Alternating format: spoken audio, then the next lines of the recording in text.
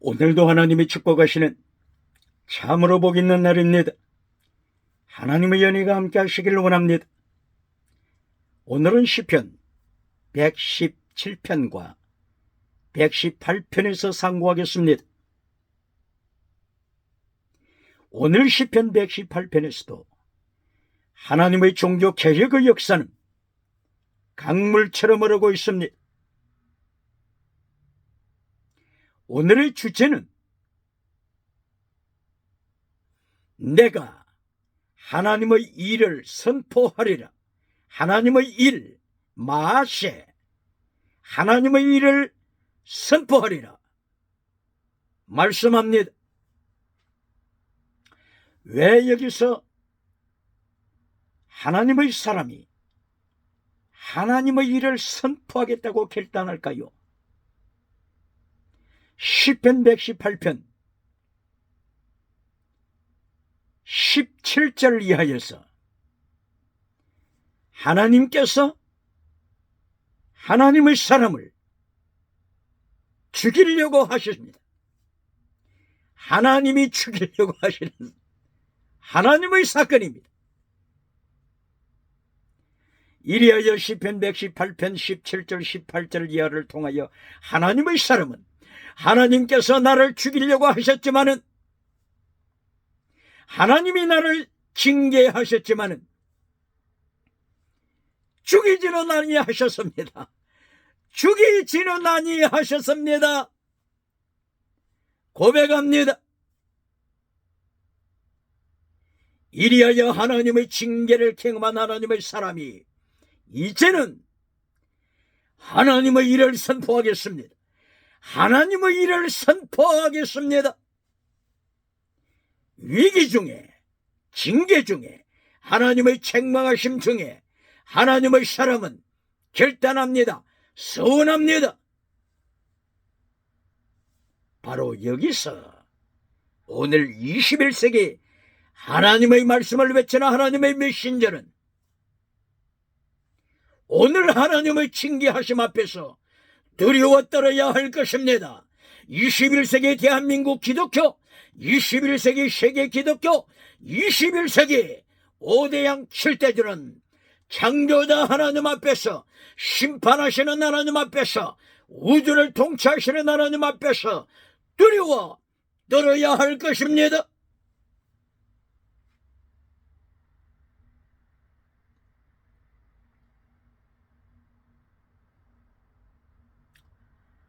하나님께서 모세를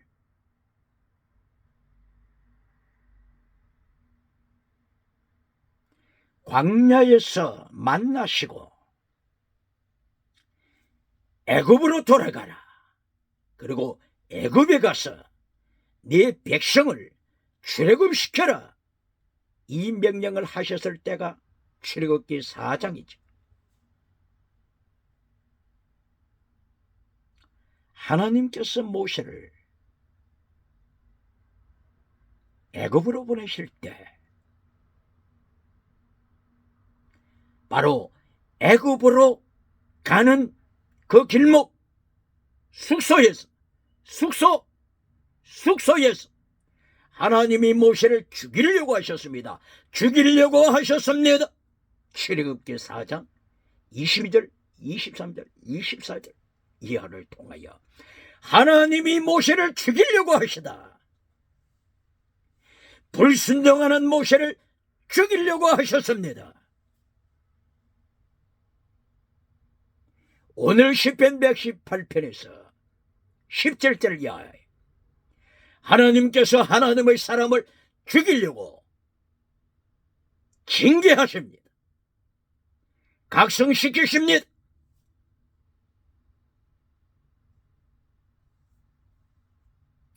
그러면 시편 118편, 시편 117편을 통하여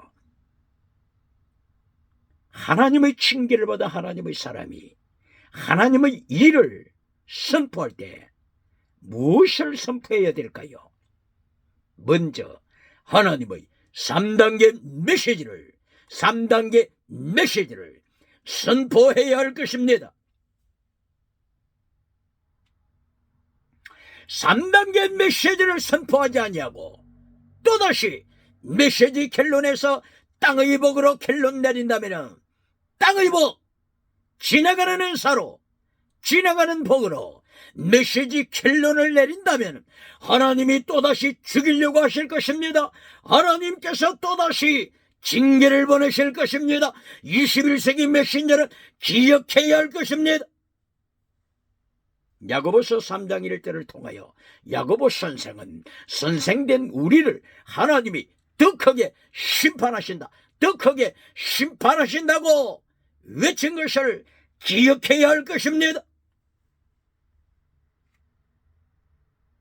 그러므로 시편 117편 그리고 시편 118편에서 하나님의 3단계 메시지를 오늘 21세기 메신저들은 기억해야 합니다.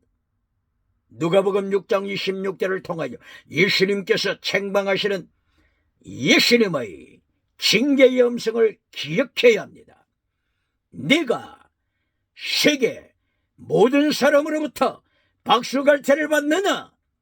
유럽에서부터, 아메리카, 미국에서부터, 아프리카에서부터, 아시아에서부터, 오디양 7대들로부터 네가 말씀을 전하고 칭송을 받느냐?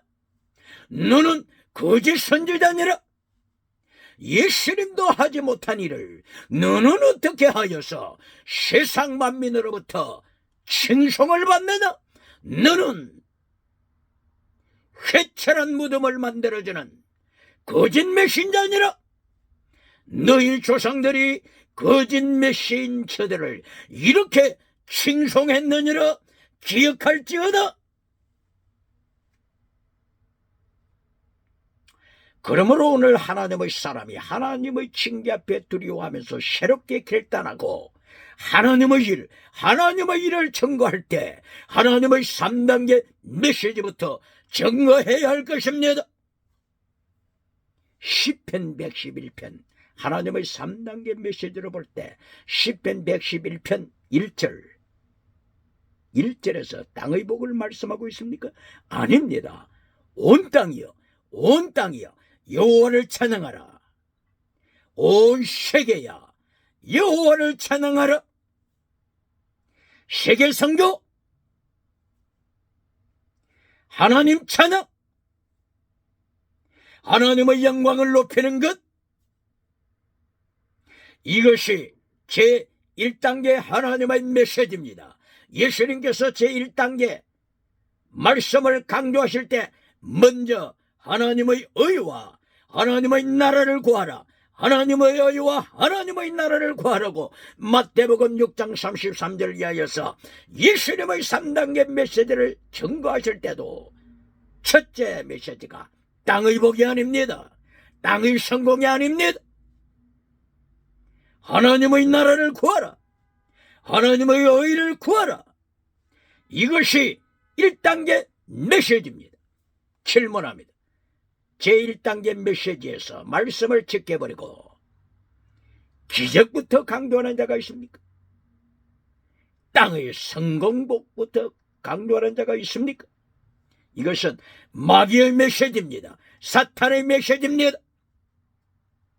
마태복음 4장 1절 이하, 누가복음 4장 1절 이하를 통하여 사탄이 와서 미혹시킬 때 땅의 복으로 시작하고 땅의 복으로 결론 맺습니다. 이것이 땅의 복, 돌을 명하여 떡이 되게 하라.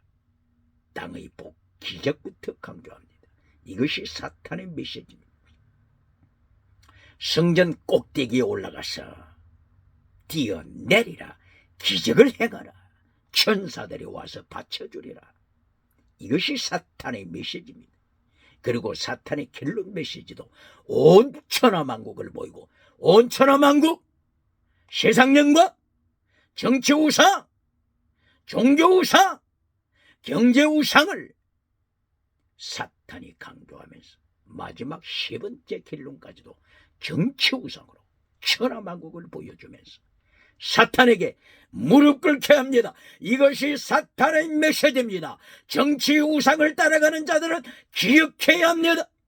빵을 따라가는 자, 경제 우상을 따라가는 자들은 기억해야 합니다. 성전 꼭대기에서 기적을 행하라고 명하는 사탄의 메시지를 따라가는 자들은, 종교 우상을 만드는 자들 기억해야 합니다.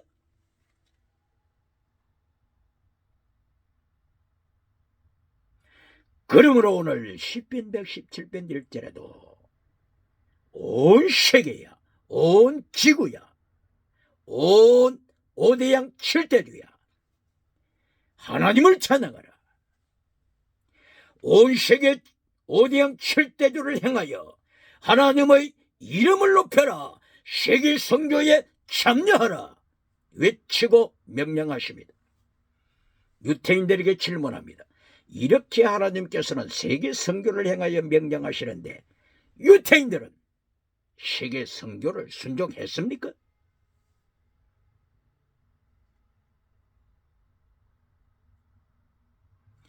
하나님의 심판을 어떻게 견디겠습니까? 기억해야 합니다.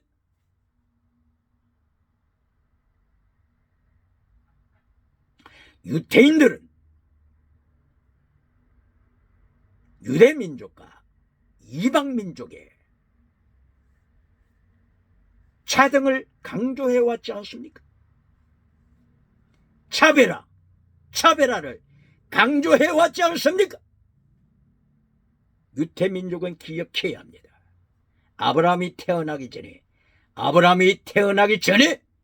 창세기 12장 아브라함의 하나님께로부터 부르심을 받기 전에 하나님께서는 이방민족의 하나님이시므로 영원히 계셨음을 기억해야 합니다. 노아의 하나님,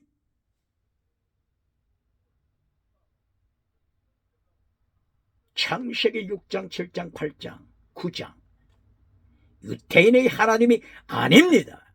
노아의 하나님, 에녹의 하나님, 순교자 아벨의 하나님, 창세기 2장 아담의 하나님, 유태인들은 기억해야 합니다. 오늘도 유태인들이 민족주의에 빠져서 유태민족과 이방민족을 차별화시키고 있습니까? 어떻게 하나님의 심판 앞에 견뎌내겠습니까? 오늘 21세기 메신저들에게 경고합니다. 21세기 메신저 중에서 오늘 21세기에 유태민족과 이방민족을 차별화시키는 메시지를 전하는 자들이 있습니까? 유태민족을 우월시하여 이방민족보다도 차별화시키는 메신저가 있습니까? 이리하여 백투 제루살렘 하면서 이방민족을 이스라엘 유태인보다도 더 아래에 두고 있습니까? 지옥불에 뗄감으로 이방인을 생각하고 있습니까?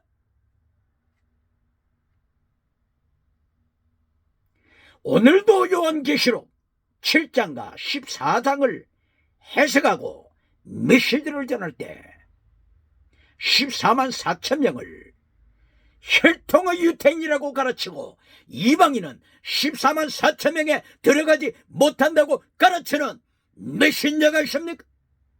어떻게 하나님의 심판을 감당하겠습니까? 어떻게 예수님의 심판을 감당하겠습니까?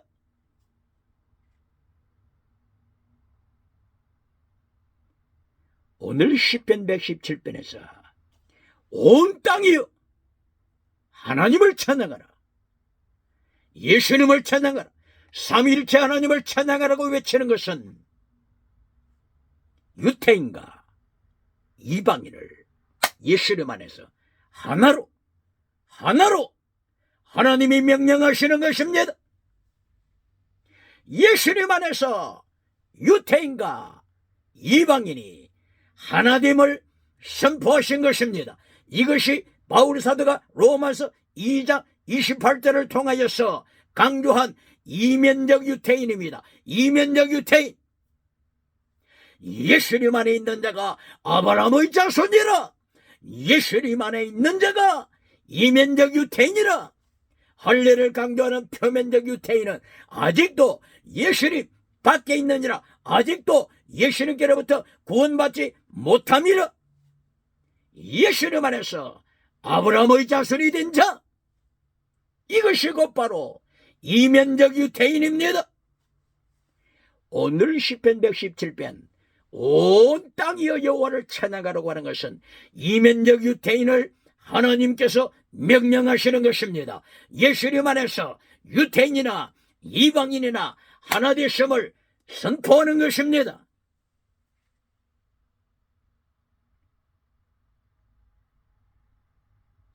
그리고 시편 117편 결론이 뭡니까? 결론이 뭡니까? 결론에서도 체득, 미슈바드, 헤셋, 믿음, 정의, 진리, 사랑하되 목숨을 다하여 사랑하는 순교신앙으로 하나님께서 결론을 강조하십니다. 메시지 결론에서 땅의 복으로 결론 맺는 메신저가 있습니까? 요한 3서 1장 2절 땅의 복으로 결론 맺으면서 요한 3서 1장 3절부터 6절까지 진리를 잘라버리는 자가 있습니까? 십계명을 잘라버리는 자가 있습니까? 이리하여 만인으로부터 박수 갈채를 받습니까?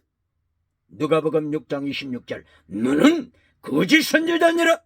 예수님의 심판을 기억해야 합니다. 오늘 시편 118편에서 하나님의 사람이 고백하기를 하나님이 징계하시되 죽이지는 아니하시도다. 하나님이 나를 징계하시되 죽이지는 아니하셨도다. 다시 한번 기회를 주셨도다. 이제는 하나님의 일을 선포하리라. 하나님의 일을 시편 고백자는 선포합니다. 하나님의 3단계 메시지로 하나님의 사람은 선포합니다. 21세기 메신저에게 질문합니다. 하나님의 3단계 메시지로 선포하십니까? 예수님의 3단계 메시지로 선포하십니까?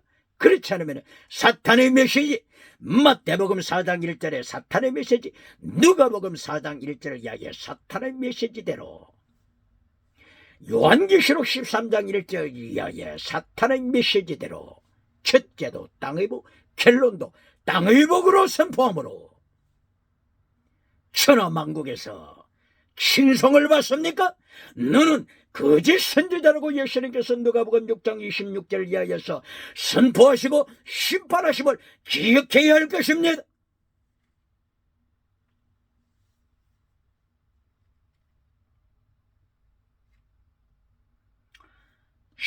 시편 118편에서도 하나님의 3단계 메시지를 선포하십니다.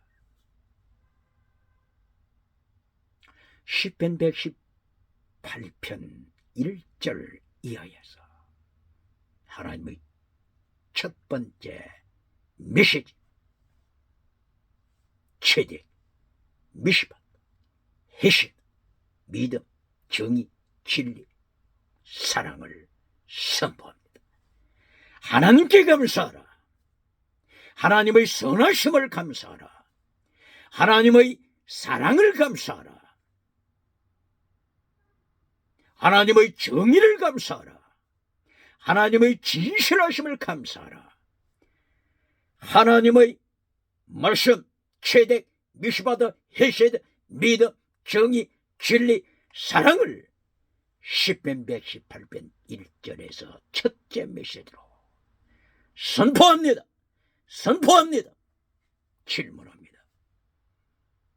메시지 제1단계 메시지에서 땅의 복을 선포하는 메신저가 있습니까?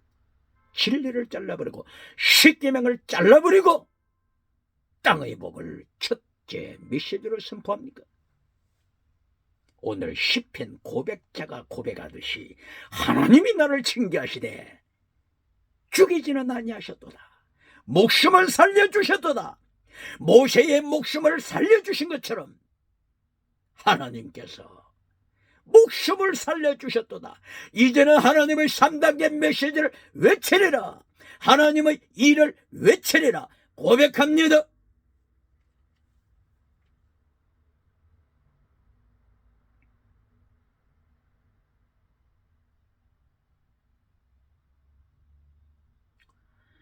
시편 118편 1절에서 체덱 미시바드 헤세드, 하나님의 자비하심, 그리고 하나님의 선하심, 토브, 하나님의 선하심, 하나님의 자비하심, 헤세드 사랑을 강조했죠.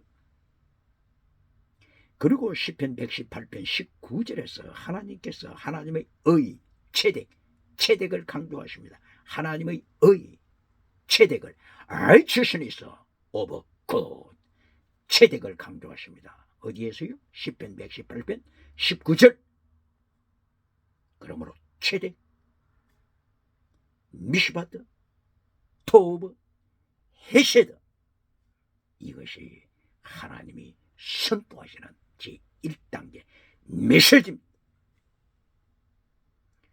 시편 118편 19절에서 하나님의 의, 체덱을 강조하실 때 의의 문들아, 의의 문들아, 의의 문, the door of righteousness, 의의 문들을 열지어다, 의의 문들을 열지어다, 내가 들어가리로다. 의의 문들을 열지어다. 의의 문은 하나님의 문이다. 여호와의 문이다. 여호와의 문을 열지어다. 내가 들어가리라. 의의 문은 예수님의 문이다. 양의 문이다. 예수님의 문이다. 양의 문이다. 내가 좁은 문으로 들어가리라. 예수님의 문으로 들어가리라. 의의 문으로 들어가리라. 양의 문으로 들어가리라. 얼마나 멋있는 하나님의 메시지입니까? 의의 문, 양의 문, 예수님의 문, 여호와의 문, 기억해야 합니다. 성전에는 참여했지만은, 라오디게아 교회 예배에는 참여했지만은, 사대교회, 기적을 행하는 사대교회, 은사를 강조하는, 은사가 나타나고 방언 통역이 나타나고 방언의 역사가 나타나는, 살았다고 선포하는 사대교회는 참여했지만은 의의 문으로 들어가지 못하는 자들, 좁은 문으로 들어가지 못하는 자들, 예수님의 문으로 들어가지 못하는 자들, 양의 문으로 들어가지 못하는 자들, 지옥으로 떨어집니다. 지옥으로 떨어집니다. 의의 문은 예수님의 문이요, 양의 문이요, 예수님의 안으로 들어오는 문입니다. 할렐루야! 요한복음 10장 1절 이하에 예수님의 양의 문으로 들어가지 아니하고 담을 뛰어넘어 들어가는 자, 예수님과 상관없는 자입니다. 담을 뛰어넘을 수 있는 능력을 가졌다고 할지라도, 권세를 받았다고 할지라도, 기적을 행한다고 할지라도 예수님과는 상관이 없습니다. 이리하여 마태복음 7장 21절 이하를 통하여 능력을 행하는 자들, 기적을 행하는 자들이 와서 예수님께 주님 이름으로 우리가 기적을 행했습니다고 선포할 때 예수님께서 저들을 심판하신 것을 기억해야 합니다. 내가 너를 모르노라. 이것이 심판입니다. 이것이 정죄입니다. 이것이 심판이요, 이것이 정죄요, 이것이 지옥으로 떨어지는 것입니다. 오늘도 예수님의 심판은 없다고 가르치는 미신자가 있습니까? 오늘 또 예수님의 심판은 없다고 독일에서 예수님의 심판은 지나갔다고 가르치는 독일의 미신자가 있습니까? 독일의 신학자가 있습니까? 독일의 신학생들이 있습니까? 기억해야 합니다.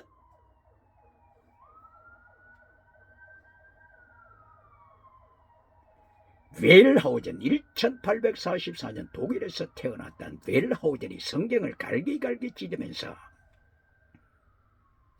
문석 가설을 통하여 하이포데시스 문석 가설을 통하여 성경을 갈기갈기 찢어버리지 않습니까?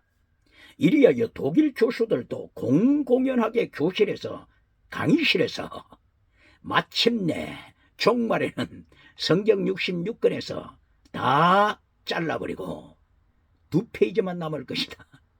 2페이지만 남을 것이라고 말하지 않습니까? 2페이지가 뭡니까? 성경 2페이지, 마지막 남는 2페이지.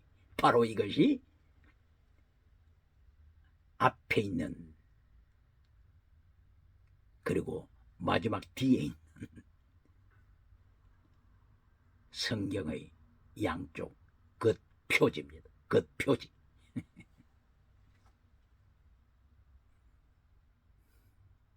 껍데기 카바, 성경 카바 2페이지만 남고 성경 창세기부터 요한계시록까지 66권을 갈기갈기 찢어버리는 신학자가 있습니까? 신학교가 있습니까? 바리새인, 서기관, 랍비가 있습니까? 여호야김이 성경을 갈기갈기 찢어버려서 하룻불에 불태워버릴 때, 예레미야가 선포할 때마다 갈기갈기 성경 두루마리를 찢어서 하룻불에 불태워버렸을 때, 하나님께서는 BC 605년 바벨론을 불러서 포로로 잡혀간 것을 기억해야 합니다.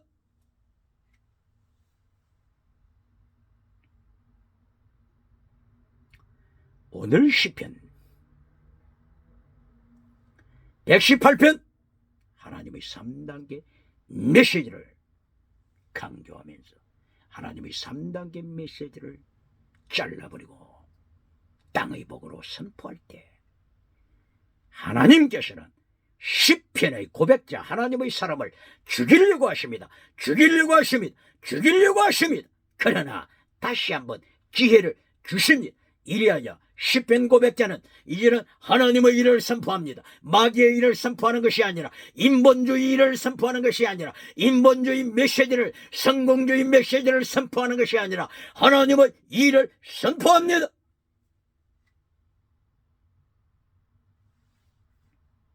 이리하여 시편 118편 25절 26절에서 두 번째 메시지가 땅의 복입니다. 두 번째 메시지로 땅의 복을 허락하십니다. 기억해야 합니다. 땅의 복은 첫째도 아니고 땅의 복은 결론이 아닙니다. 25절 26절 시편 118편 25절 여기서 땅의 복을 말씀합니다. 오늘의 말씀 선포자는 기억해야 합니다. 그리고 오늘 시편 118편 결론 29절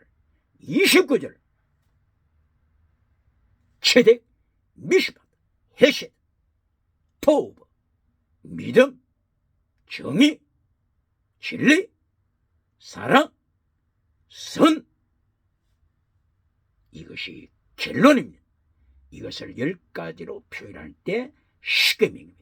기억해야 합니다. 이것을 10가지로 표현하면 십계명, 하나로 표현하면 사랑, 기억해야 합니다. 그러므로 마태복음 22장 37절 이하의 율법의 강령에 대하여 예수님께서 말씀하실 때 율법의 강령을 지켜라. 23장 마태복음 23장 23절에서 율법의 더 중요한 것을 지켜라. 율법의 더 중요한 것을 버릴 때 바리새인들을 향하여 너희는 독사의 새끼들이다. 독사의 자식이다. 너희는 뱀꼬리다. 이것을 바리새인 랍비들을 향하여, 성경학자들을 향하여 예수님께서 마태복음 23절 이하 33절 이하에서 뱀꼬리, 예수님이 책망했지 않습니까? 이것이 심판입니다. 심판의 그림자입니다.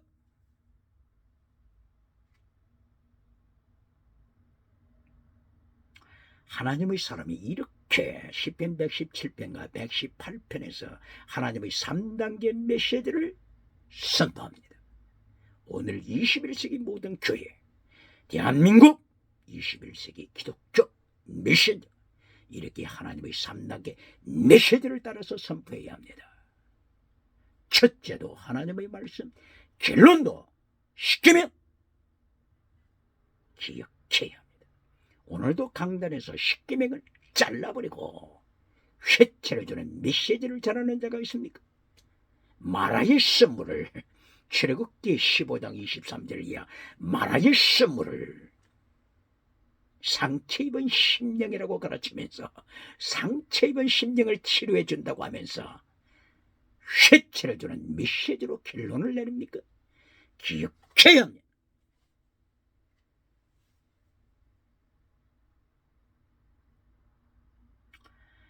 이제 하나님의 사람이 하나님의 일을 선포할 때 시편 118편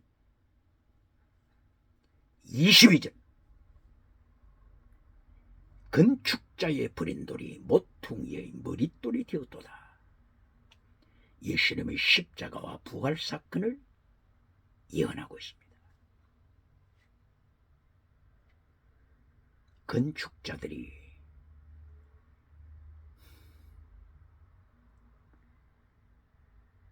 돌을 버렸다. 건축자들이 버린 돌이 모퉁이의 머릿돌이 되었다. 시편 고백자는 바로 예수님의 십자가 지심과 예수님의 부활하심을 통하여 일어날 미래의 사건을 이렇게 선포합니다. 시편 110편 1절에서 다윗은 천국을 보았죠. 시편 110편 1절 다윗은 천국을 보았습니다. 주께서 내 주께 이르시되 네 원수를 네 발 아래 둘 때까지 너는 내 우편에 앉았으라.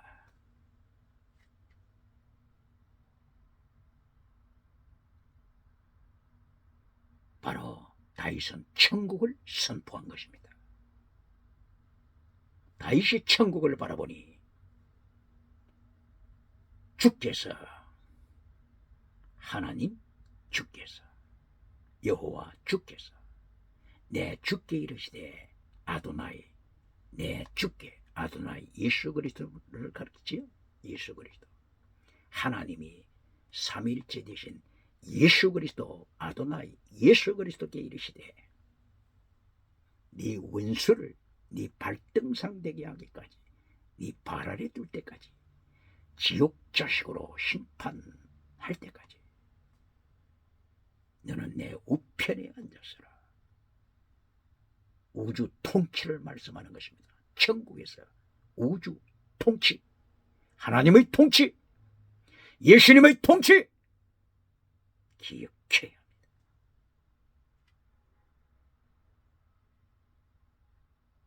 그런데 예수님께서 시편 22장 1절 이하를 통하여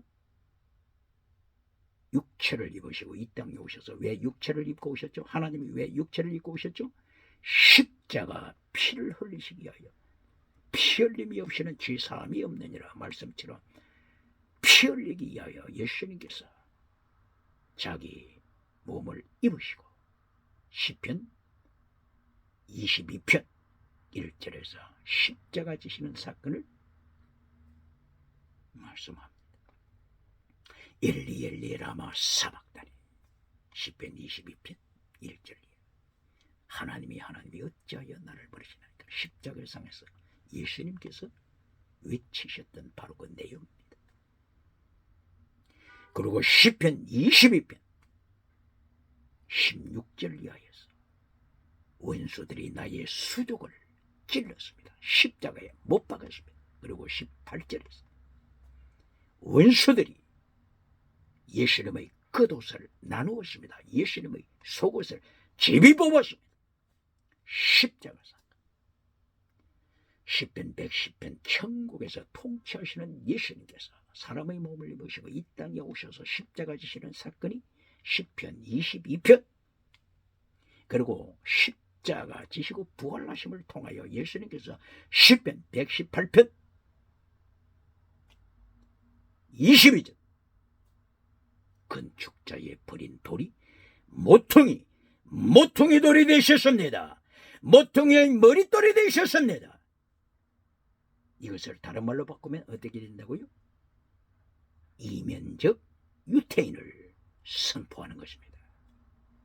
모퉁이의 머릿돌, 이것은 이면적 유태인, 표면적 할례받은 유태인이 아니요, 혈통을 따른, 셈족의 혈통을 따른 유태인이 아니요, 예수님 안에서 예수님을 믿음으로 아브라함의 자녀가 되는, 아브라함의 자손이 되는 이면적 유태인,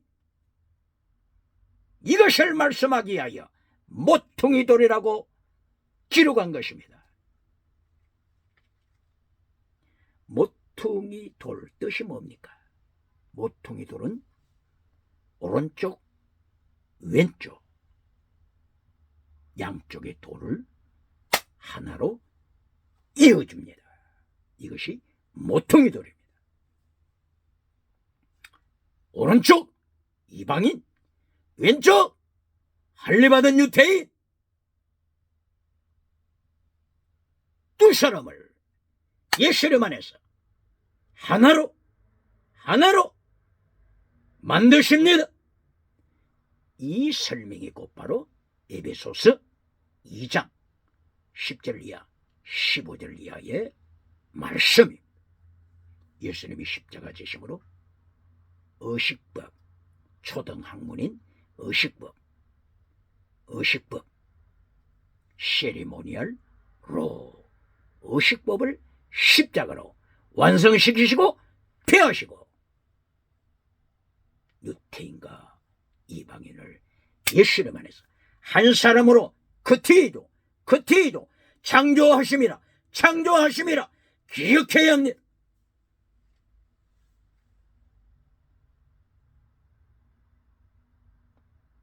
바로 이것을 바울 사도는 에베소서 2장 20절을 이야기해서 또다시 한 번 더 강조합니다. 에베소서 2장 20절 이하.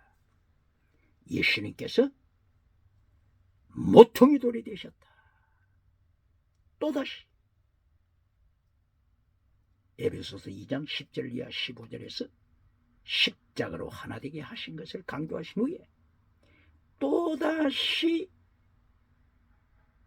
혈통적 유태인을 이방민족보다도 우월시 설교하는 자들이 있을까 염려되어 하나님께서는 바울 사도의 입을 열어 다시 한번 에베소서 2장 20절 이하에서 하나됨을 강조합니다. 예수님이 모퉁이 돌이 되셨다. 그러므로 오른쪽의 이방인, 왼쪽의 유태인을 예수님 안에서 아브라함의 자손으로 하나됨을 선포합니다. 이때에 강조하는 것이 두 단어가 뭡니까? 선지자 그리고 사도. 선지자와 사도들의 터 위에 세워진 교회. 선지자 구약시대 대표입니다. 12사도 신약시대 대표입니다. 바로 이것을 요한계시록 4장 1절 이하에 천국에 들어가 보니 24명의 멸류관 선자들이 하나님 가까이 있었습니다. 24 바로 이것이 12 더한 것입니다. 12 신약시대 12사도 12제자, 신약시대를 대표하는 것, 종말을 대표하는 12사도, 예수님의 12제자, 그리고 구약을 대표하는 12지파, 기억해야 합니다.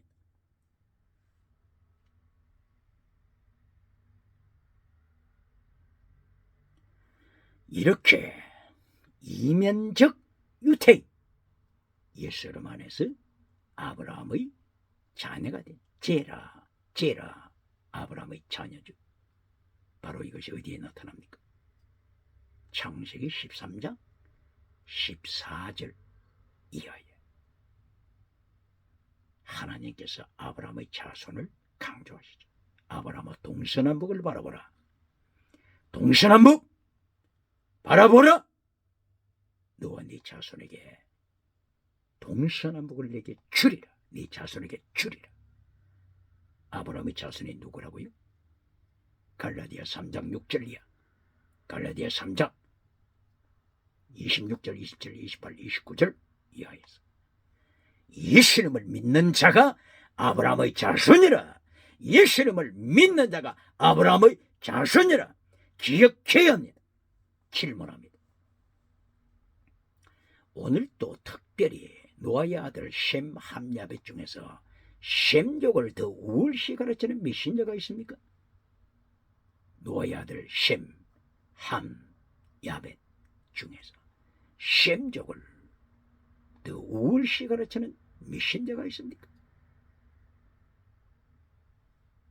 오늘 갈라디아 3장 6절 이하를 통하여 하나님이 말씀하시는 명령을 기억해야 합니다. 셈족이 누구라고요? 마지막 때에 종말의 셈족, 종말의 아브라함의 자손이 누구라고요? 예수님 안에 들어오면 아브라함의 자손이 됩니다. 아브라함의 자손 12지파, 아브라함의 자손 12지파, 영적인 12지파. 어떻게 하면요? 예수님을 믿으면 아브라함의 12지파 속에 들어갑니다. 오늘도 혈통의 셈족을 다른 족속보다도 더 우월시 가르치는 메신저가 있습니까? 기억해야 합니다. 그러므로 성경은 창세기부터 창세기 13장 14절이야. 동서남북을 바라보라. 네 후손에게, 아브라함아 네 후손에게 주리라. 바로 이것은 예수님 안에 들어온 모든 하나님의 사람을 아브라함의 자손이라고, 영적인 이면적 유태인, 이면적 유태인이라고 선포한 것입니다. 로마서 2장 28절 29절 이하를 통하여 바울 사도 입을 열어 하나님께서 다시 한번 이면적 유태인을 선포한 것입니다. 바로 이면적 유태인을 선포하기 위하여, 제대로 가르치기 위하여 오늘 시편 118편 22절 모퉁이 머릿돌이 되신 예수님을 통하여 가르칩니다. 모퉁이돌은 오른쪽 이방인과 왼쪽 유태인을 모퉁이돌이 하나로 만듭니다. 기억해야 합니다. 이것이 이면적 유태인입니다. 창세기 12장 13장보다도 더 먼저 창세기 2장에서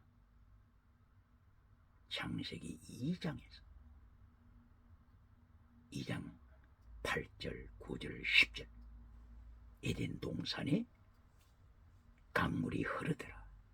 에덴 동산에서 흘러가는 강물이 4개의 강으로 발전하더라. 4개 강으로 발전하더라. 비손 기온, 티그리스, 유브라데스 강으로 발전하더라. 이 4개 강, 이것이 곧바로 동서남북을 가리킵니다. 동서남북, 온 세계에 예수님 안에 있는 아브라함의 자손을 가리킵니다. 이것이 예수님 안에 들어온 이면적 유태인입니다. 이면적 유태인입니다. 바로 이것이 모퉁이 머릿돌 대신 예수님 안에서 동서남북 하나님의 백성들이 이면적 유태인으로 아브라함의 자손으로 하나 되었음을 창세기 2장에서부터 강조합니다. 할렐루야!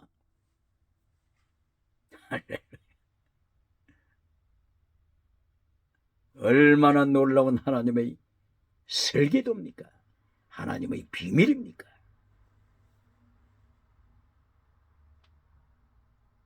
그러므로 오늘날 요한계시록을 해석할 때 요한계시록 7장 3절 이하의 12지파 14만 4천 명, 이것을 혈통적 유태인으로 가르치는 자는 오늘 시편 118편 하나님의 사람이 하나님이 나를 죽이려고 했습니다. 그러나 죽이지는 않았습니다. 징계는 하셨지만 죽이지는 않았습니다. 이제는 하나님의 말씀을 바르게 선포하도록 다시 한번 기회를 주셨습니다. 바로 이 말씀을 기억해야 합니다. 오늘 요한계시록 7장 14만 4천 명이 혈통적 유태인이라고 가르치는 자들은 오늘 시편 118편에서 하나님의 사람을 하나님이 죽이시려고 하셨다고 하는 것을 기억해야 합니다. 요한계시록 14장 1절 이하에 14만 4천 명을 혈통적 유대인이라고 가르치는 자 메신저를 기억해야 합니다. 시편 118편 17절 이하에서 하나님이 하나님의 사람을 죽이시려고 징계하신 것을 기억해야 합니다.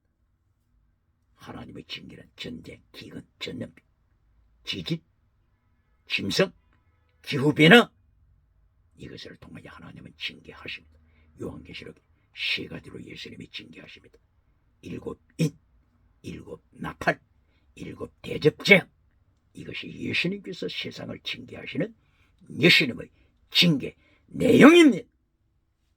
그러므로 전염병에 대하여 우연이 된 것이다, 예수님과는 관계가 없다, 이렇게 가르치는 메신저가 있습니까?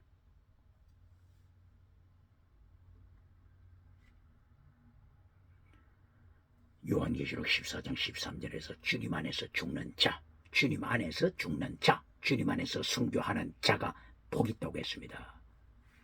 그러므로 질병으로 죽든지 사고로 죽든지 선교하다가 죽든지 예수님 안에서 죽는 자는 이긴 자입니다. 예수님 안에서 죽는 자는 이긴 자입니다. 그러나 라우디게아 교회처럼 사대 교회처럼 기적을 행하고 기도할 때마다 다 응답받았지만은 라우디게아 교회 응답받은 교회, 사대 교회 응답받았지만은 예수님 안에 들어오지 못했기 때문에 세상에서는 출세했지만은 세상에서는 세상 영광 다 누렸지만은 회개하지 않는 라우디게아, 회개하지 않는 사대 교회가 지옥으로 떨어지는 것을 볼 때 지옥으로 컨뎀네이션 심판, 정죄받는 심판이죠. 지옥으로 정죄받는 심판에 떨어진다면 여기에 속한다면 100세 이상 살아도 200세를 살아도 얼마나 비참한 인생입니까? 오늘 시편 118편에서 하나님께서 징계하신다, 그러나 죽이지는 아니하셨다고 고백하는 하나님의 사람, 하나님 앞에서, 하나님의 징계 앞에서 두려워 떨고 이제는 하나님의 말씀을, 하나님의 일을 정확하게 외치려고 고백하는 하나님의 사람을 기억해야 합니다. 이면적 유태인, 이것은 예수님의 모퉁이 돌 대신 여기서 뿐만이 아니라 창세기에서부터 이면적 유태인을 강조했다고 했죠. 창세기 2장 8절 9절 에덴 동산에서 흘러나오는 바로 그 4개의 강을 통하여 비송기온, 티그리스, 유프라디스 4개의 강을 통하여 이면적 유태인을 창세기부터 2장에서부터 강조했다고 했죠. 그러므로 오늘 21세기 혈통적 유태인을, 셈족을 다른 종족보다도 더 우월시 가르치는 것은, 이것은 성경을 모른다고 하는 고백입니다. 나는 하나님의 뜻을 모릅니다고 하는 고백입니다. 이것은 시편 118편에 나오는 하나님의 징계받은 하나님의 사람처럼 하나님의 징계를 기억해야 합니다.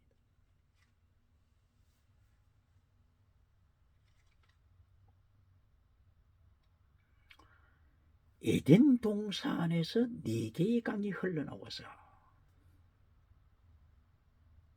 비손, 기혼, 그리고 티그리스, 유브라디스 4개의 강을 통하여 비손, 기혼은 에디오피아 구스 땅을 지나간다고 했죠. 구스 땅이 에디오피아죠. 그리고 하윌라 땅을 지나간다고 했죠. 하윌라. 구스와 하윌라는 친척이죠. 그러므로 이들이 나일강으로 흘러 들어가더라. 청나일강, 백나일강. 청나일강은 에디오피아에서 흘러나오는 강, 그리고 백나일강은 수단을 통하여 흘러나오는 강. 수단 이전에 백나일강은 아프리카 빅토리아 호수가 있죠. 빅토리아 호수에 모여서 백나일강으로 진행하죠. 그러므로 수단에 이르기 전에 빅토리아 호수에 모인 백나일강 물, 바로 이들은 우간다와 연결되어 있습니다. 르완다와도 연결되어 있습니다. 그리고 탄자니아 나라와도 연결되어 있습니다. 이렇게 백나일강이 쭉 흘러가다가 에티오피아에서 흘러나오는 청나일강을 만납니다. 이곳이 어디라고요? 이곳이 카르툼. 북한강, 남한강이 만나는 지역을 양수리, 이렇게 하여 수도, 대한민국 수도 서울을 거쳐가죠. 꼭 마찬가지로 백나일강과 청나일강이 카르툼 도시에서 만납니다. 이리하여 나일강을 만들어 수단을 지나서 에집트를 지나서 그리고 지중해로, 그리고 대서양으로, 그리고 태평양으로 온 세계를 덮습니다. 기억해야 합니다. 카르툼 이 지역. 한국은 양수리, 아프리카의 카르툼, 백나일강, 청나일강이 만나는 카르툼은 수단 나라에 속합니다. 수단 나라에 속하죠.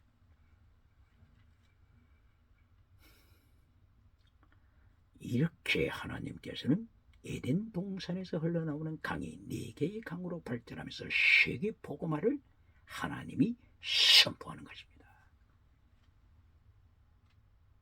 그리고 유프라데스 티그리스 강은 동쪽에서 흘러나오죠. 이라크를 중심으로 해서 통과되어서 페르시아만을 통하여서 인도양을 만들게 되고, 인도양은 태평양이죠. 인도양은 태평양을 만들었어요. 대서양을 만들었어요. 이사야 선지자가 외쳤던, 세계 선교를 외쳤던, 물이 바다를 덮은같이 물이 바다를, 태평양을, 물이 대서양을 덮은같이 여호와의 말씀이 온 지구를 덮을 것을 선포했습니다. 바로 이 세계 선교, 이 사건을 예언하신 내용이고, 바로 에덴 동산에서 흘러나오는 이 강이 4개의 강, 비손강, 기혼강, 티그리스, 유프라데스, 동서남북을 점령하더라. 이리하여 예수님을 믿는 아브라함의 자손, 이면적 유태인을 만들더라. 기억해야 합니다. 혹자들은 에덴 동산에서 4개의 강이 이렇게 동서남북으로 연결될 수 있는가? 여기에 대한 질문하는 학자들이 있습니까? 신학자들이 있습니까?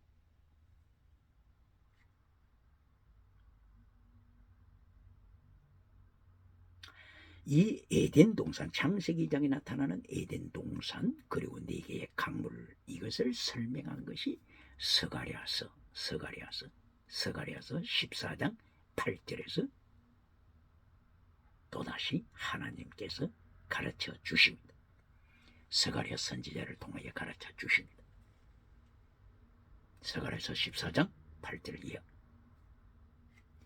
예루살렘에서 생수의 강이 쏟아져 나오더라. 예루살렘에서 생수의 샘물이 쏟아져 나옵니다. 그런데 이 예루살렘 생수의 물이 어디로 흘러갑니까? 절반은 동으로, 절반은 서쪽으로 흘러가더라. 얼마나 멋있습니까?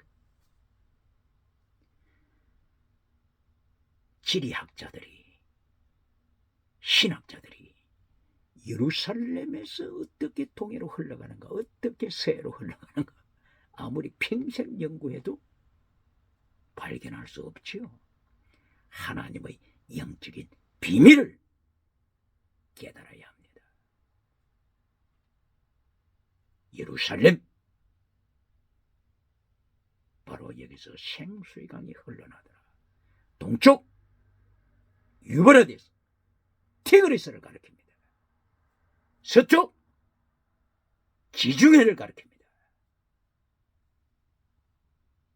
바로 이것은 창세기 2장에 나오는 에덴 동산의 네 강을 다시 설명하고 있습니다.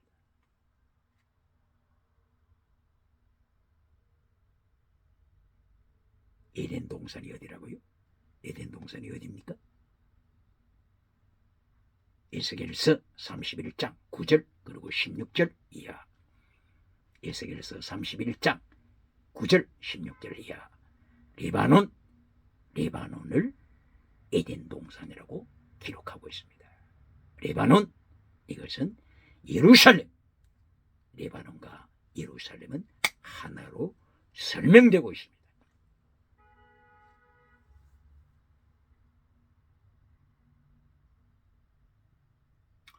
그러므로 예루살렘에서 솟아나는 이 샘물이 서쪽으로 흘러가더라. 바로 이것은 지중해로 흘러가는 비손, 기온강, 이것을 가르치죠. 그리고 절반은 동쪽으로 흘러가더라. 유프라디스, 티그리스 강을 말씀하고 있는 거죠. 그리고 중요한 것은 에덴 동산의 물, 에덴의 물, 그리고 예루살렘의 생수, 이것은 생수의 근원 대신 하나님을 가리킵니다. 생수의 근원 대신 예수님을 가리킵니다. 이것이 곧바로 요한계시록 22장 1절 이하. 하나님의 보좌로부터 생수의 강이 흘러나오더라. 예수님의 보좌로부터 생수의 강이 흘러나오더라. 할렐루야! 다 해결되지 않습니까? 에덴 동산의 강물을 누구를 가리킨다고요? 하나님의 생수의 근원 되신 하나님, 생수의 근원 되신 예수님. 요한계시록 22장. 그리고 스가랴서 14장 8절. 예루살렘에서 생수의 강이 흘러나오고 동해로 서해로 오르더라. 예루살렘 생수의 강, 생수의 샘물, 바로 요한계시록 22장. 이 샘물이 예수님의 보좌로부터 흐르더라. 하나님 아버지의 보좌로부터 흐르더라. 이것을 말씀하는 것입니다. 이 영적인 비밀을 모른다면 평생 연구해도 예루살렘에서 동해로 가는 물이 없습니다. 예루살렘에서 지중해로 가는 물이 없습니다. 기억해야 합니다. 그러면 혹자들은 비손강, 기온강이 아프리카가 아니고 아라비아 지역 아닙니까? 아라비아 지역에 하윌라라고 하는 지역이 있지 않습니까? 이렇게 질문하겠지. 그러면 아라비아에 있는 하윌라 물이 어디로 갑니까? 어디로 갑니까? 어디로 갑니까? 지중해로 연결되어 있지 않습니까? 답은 나왔습니다.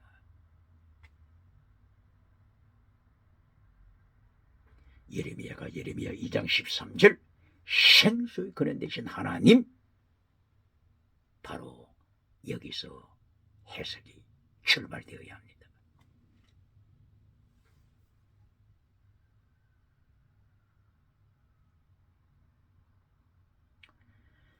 생수의 근원 되신 하나님, 생수의 근원 되신 예수님, 바로 하나님의 보좌, 예수님의 보좌에서 생명수의 강이 흘러가더라. 요한계시록 22장 1절 이하. 그러면은 예수님의 보좌 이전에는 물이 어디서 흘러나올까요? 예수님의 보좌 이전. 에스겔 선지자는 에스겔서 47장 1절 이하에 성전 문 지방에서 생수의 강물이 흘러나오는 것을 고백했지. 그리고 요엘 선지자는 요엘서 3장 18절에서 하나님의 성전에서 샘물이 솟아나는 것을 고백했지. 그러나 요한계시록에서 사도 요한은 이거보다도 더 깊은 하나님의 보좌, 예수님의 보좌, 여기서 생수의 샘물이 솟아나더라 고백했지. 그러면 예수님의 보좌보다도 더 전에 어디에서 물이 흘러나올까요? 바로 이것이 요한복음 19장 30절 이하 34절 이하에서 십자가 상의 예수님 옆구리에서 물과 피가 쏟아지더라 선포했습니다. 생수의 근원 되신 예수 그리스도 옆구리에서 물과 피가 쏟아졌습니다. 생명수 강물이 온 지구를 덮습니다. 바로 이 예수님 옆구리에 이 물과 피를 설명하기 위하여서 창세기 2장 20절, 21절 이하 25절까지 아담의 옆구리에서 갈빗대를 뽑아 아담의 옆구리를 찔러 갈빗대를 뽑아 물과 피가 쏟아지는 가운데 아담의 아내 하와를 창조했습니다. 이것이 비밀입니다. 바로 창세기 2장에서부터 생수의 근원 되신 하나님의 비밀을 선포합니다. 바로 이 창세기 2장 아담의 갈빗대, 옆구리, 물과 피, 이것은 예수 그리스도의 사건으로 말씀합니다. 오늘의 현대판 인본주의 신학자들이 왜 예수님의 옆구리에서 뼈를 뽑았느냐? 머리뼈도 아니고 다리뼈도 아니고 중간에 있는 옆구리 갈빗대를 뽑아서 하와를 만들었느냐? 이것은 남녀 평등을 가르치기 위하여서, 남녀 평등을 선포하기 위하여서 중간 옆구리에서 갈빗대를 뽑아서 여자를 만들었다. 이렇게 가르치는 메신저가 있습니까? 바로 이 옆구리를 찔러 여인을 만든 사건, 요한복음 19장 30절 34절 십자가상에서 옆구리에 창으로 찔러 물과 피가 쏟아지는 바로 이 사건을 예언하고 있습니다. 예언합니다. 이래야 바울 사도는 에베소서 5장 31절 이하를 통하여 아담의 갈빗대 사건을 언급할 때 하나님께서 바울 사도 입을 열어 이것은 그리스도와 교회를 말씀하는 것이니라 선포합니다. 다 해결됐습니다. 할렐루야!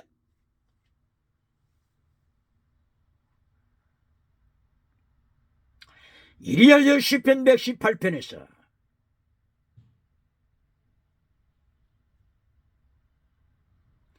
건축자의 버린 돌이 모퉁이의 머릿돌이 대신 예수님으로 말미암아 이방인과 유태인을 하나로 만드는 이면적 유태인을 만들어 가시는 것을 선포합니다.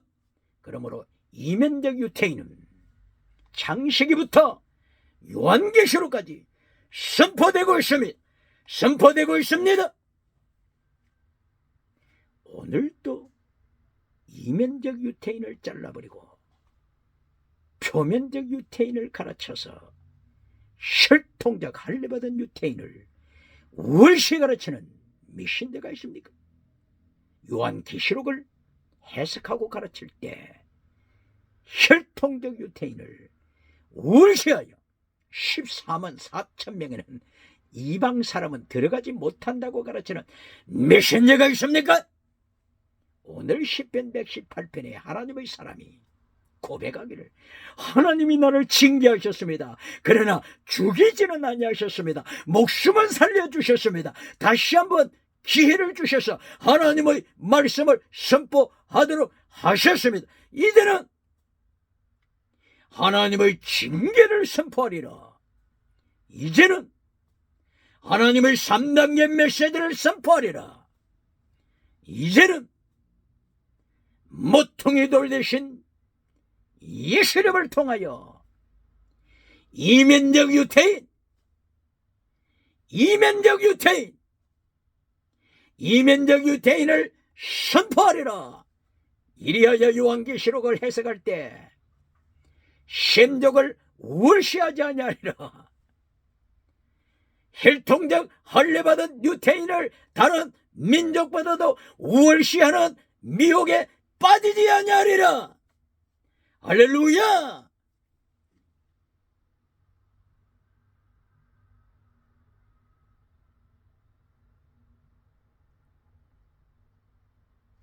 이렇게 하여 마침내 10편 118편에서 모퉁이의 머릿돌 대신 예수님이 십자가 지시고 부활하신 후에 천국으로 성천하십니다. 성천하신 예수님이 어디에 계십니까? 바로 시편 110편 1절 다윗의 고백은 바로 그 천국입니다. 시편 110편 1절에서 다윗이 고백했죠.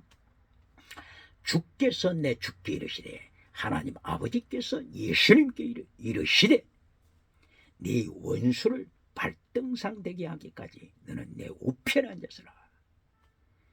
바로 천국에 삼일체 하나님이 보좌에 앉으셔서 우주를 통치하시는 모습을 보여주십니다. 모퉁이 돌이 되셔서 예수님 안에서 아브라함의 자손을 만드신 이면적 유태인을 만드신 예수님 성천하셔서 하나님 우편에 앉으십니다. 이것이 마태복음 21장 42절 그리고 마태복음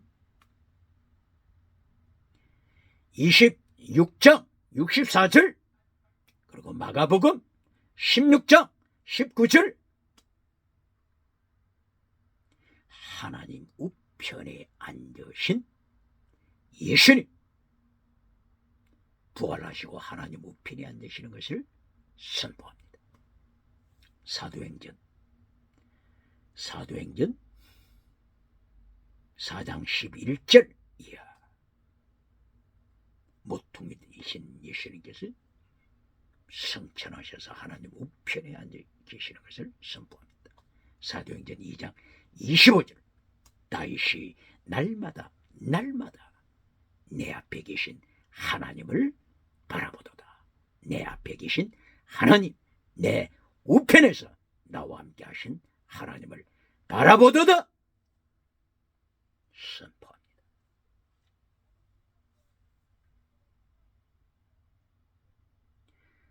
바로 부활하시고 성천하신 예수님의 모습을 히브리서 8장 1절 이하, 히브리서 9장 24절 이하, 히브리서 10장 1절 이하, 히브리서 12장 2절 하나님이 우편에 앉으신 예수님을 고백합니다. 증거합니다. 골로새서 3장 1절, 히브리서 1장 2절 3절 이하 계속 선포합니다. 이것을 보다 구체적으로 설명한 것이 베드로서 2장 7절, 베드로서 3장 20절 이하죠. 3장 20절 22절 이하. 베드로 사도도 모퉁이 돌 대신 예수님, 이면적 유태인을 만들어서 아브라함의 자손으로서 예수님 안에서 하나 되게 하신 것을 강조하고, 부활하신 후에 성천하셔서 하나님 우편에 앉으신 모습을 베드로전서 3장 20절 이하에서 베드로가 정확하게 설명합니다. 천군 천사와 함께 권세와 능력이 둘러싸여서 예수님이 우주를 통치하시는 것을 베드로 사도도 강조합니다. 바울 사도가 이것을 또다시 강조합니다. 에베소서 1장 20절 이하에서 바울 사도가 성천하신 예수님이 하나님이 우편에 앉아 계셔서 모든 하늘에 있는 자와 땅에 있는 자와 땅 아래 있는 자를 발 아래, 만물을 발 아래 두신 예수님의 절대 주권 선포합니다. 얼마나 놀랍습니까?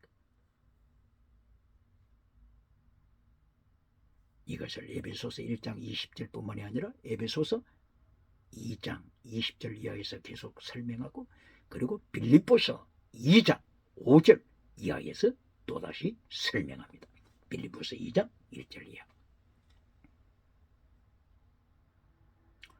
너희 안에 이 마음을 품으라. 곧 예수 그리스도의 마음을 품으라. 그는 근본 하나님의 본체이신 하나님과 동등됨을 취할 것으로 여기지 아니하시고 자기를 비어 종의 형체와 같이 되어서 사람의 모양으로 나타나셔서 십자가 지셨다. 그리고 부활하셨다. 그리고 성천하셨다. 그리고 하늘에 있는 자들과 땅에 있는 자들과 땅 아래 있는 자들, 모든 만물을 통치하신 모든 만물은 예수님의 발 아래 무릎 꿇다. 예수님이 통치하신다. 선포합니다. 얼마나 멋있습니까? 예수님이 영원토록 하나님의 우편에 계시다가 시편 110편 1절, 그리고 육의 몸을 입으시고 시편 22장 1절 이하 땅에 오셔서 십자가 지시고, 이래야 시편 118편 22절에서 모퉁이 머릿돌이 되셔서 유태인과 이방인을 예수님 안에서 하나 되게 하셔서 아브라함의 자손으로, 아브라함의 자녀로 축복하셔서 이면적 유태인으로 만드시고, 로마서 2장 28절 이하 이면적 유태인, 예수님 안에 있는 아브라함의 자손 이면적 유태인 하나로 만드셨습니다. 그리고 예수님이 다시 부활을 하시고 성천하셨습니다. 시편 110편 1절에 있는 바로 그 천국으로 성천하셨습니다. 하나님 아버지와 함께 삼일체 하나님, 성령 하나님, 성부 하나님, 성자 하나님, 삼일체 하나님으로 우주를 통치하시는 모습. 에베소서 1장 20절 이하, 빌립보서 2장 5절 이하, 그리고 계시록 4장, 계시록 5장, 여기서 구체적으로 하늘에서 통치하시는 성부, 성자, 성령 하나님을 보여주십니다. 바로 이것이 사도 요한이 계시를 통하여 요한계시록 4장과 5장에서 시편 110편 하나님 우편에 계신 예수님의 모습을 직접 체험합니다. 질문하겠습니다. 오늘도 입신에서 사도 요한이 체험했던 천국을 꼭 보고자 원하는 사람이 있습니까? 그리고 입신에서 천국을 보고 왔다고 자랑하는 자가 되고 싶습니까? 하나님께서는 의심하는 도마를 행하여 도마야 너는 기적을 본고로 믿느냐? 보지 못하고 믿는 자가 더 큰 믿음이다. 더 큰 믿음이다. 더 큰 상급 받는다. 너는 보고 믿었다. 기적을 보고 믿었다. 기억해야 합니다. 보지 않고 믿는 자. 성경에 정확하게 하나님께서는 기록했지 않습니까? 그런데 뭘 또 보고자 합니까? 뭘 또 눈으로 봐야만 믿겠습니까? 환상을 통하여 혹은 꿈을 통하여 꼭 봐야 믿겠습니까? 예수님이 책망하시는 것을 기억해야 합니다. 요한복음 20장 26절 19절 이하 26절 이하 28절 이하 도마야 의심하는 도마야 너는 기적을 보았기 때문에 믿는다. 내가 너를 알고 있다. 그러나 보지 않고 믿는 자가 더 큰 상 받는다. 기억해야 합니다.